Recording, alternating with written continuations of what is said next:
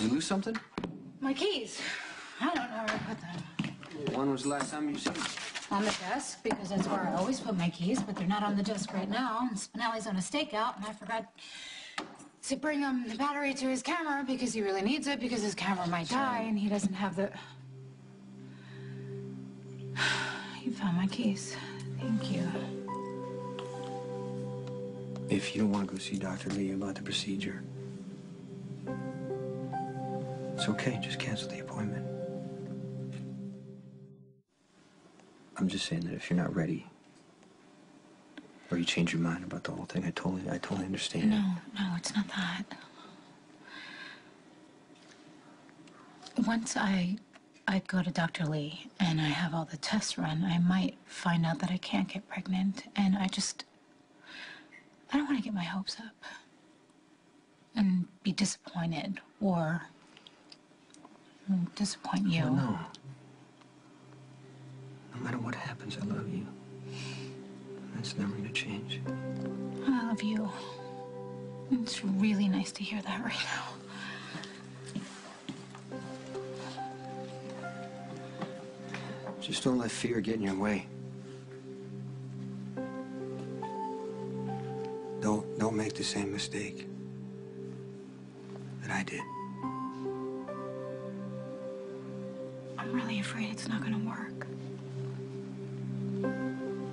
Do you want me to go with you to the appointment? Are you serious? You would actually do that?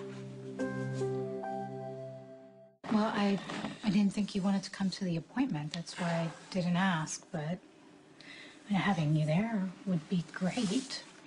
I mean, this way Dr. Lee can answer all of our questions together. I mean, I've read that pamphlet probably a dozen times, and there's still so many things that I don't understand. I mean, that would probably be really helpful, don't you think? Yeah. Besides that room, it's really cold and scary. I could hold your hand while she does the exam. That would be nice. Yeah, I'll do whatever you want. You know what?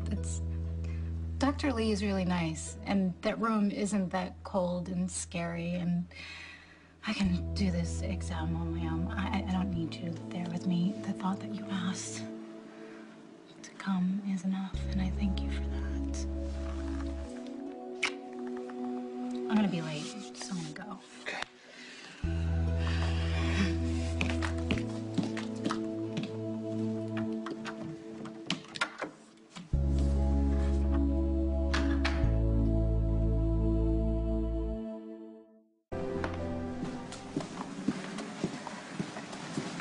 Sam, hey. Hi, thank you for fitting me in. Oh, not a problem. I was glad to hear you're considering the procedure. Yeah, I just have a ton of questions, though. I'd be concerned if you didn't. Why don't we go talk in my office? Yeah, of course. Thank you. Reproductive reconstruction can be a very long process with no guarantees. Okay. That being said, many women with issues similar to yours have gone on to conceive and carry healthy babies. Once we run some tests, we can talk odds. Look, just forget about putting a positive spin on things. If I happen to be a lousy candidate for the procedure, I want you to tell me, because there's no point in me getting caught up in endless cycles of hormone treatments and hoping for a baby that I'll never be able to have. I want you to be upfront with me and just tell me so Jason and I can deal with it and get on with our lives, you know? I hate to be the bearer of bad news, but that seems to be all there is regarding the Brandon Lowell murder investigation.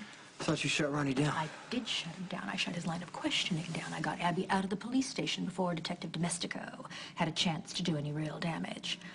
But all the legal maneuvering in the world will not hide the fact that Abby has no alibi for the time of the murder. And neither does Michael.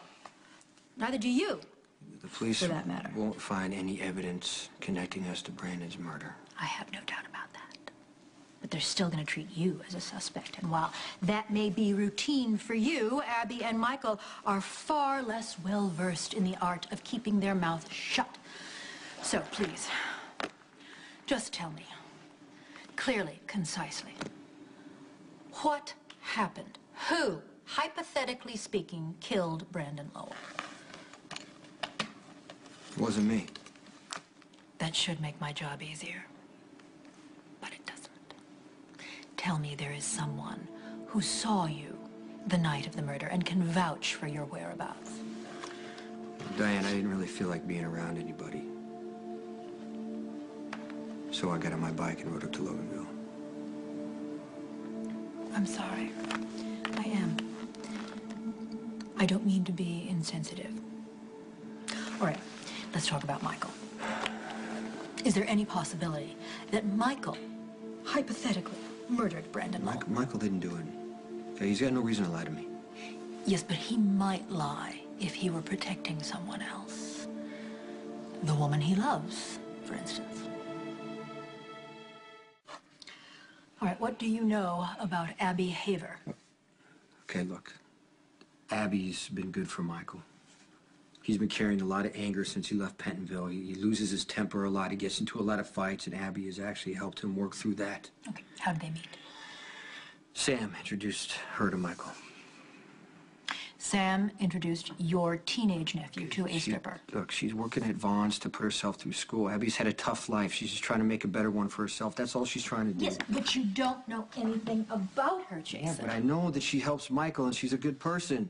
Who has suffered for years at the hands of an abusive boyfriend. Now, Abby would not be the first woman to stand up, find the courage, and say no more to her attacker. So, it's possible that Michael and Abby are involved in this murder together, and now they are covering for each other.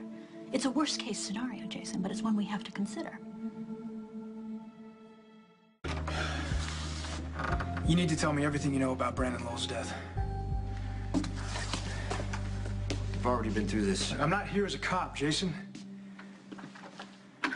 Things are about to get real ugly for Michael. What happened? A bystander came forward with cell phone video footage of Michael in an alley off 3rd Street with what looks to be a gun pointed at Brandon. Okay, then you show up, pull his arm down, and then the video cuts out. I'm hoping what happens next is you take the gun off of Michael and tell him to get the hell out Okay, of who there. has seen this video? Okay, it's too late to call Spinelli. Okay, Ronnie's seen the footage. This investigation is moving forward. You need to tell me how Brandon died. If Michael did it, we're running out of time to help him.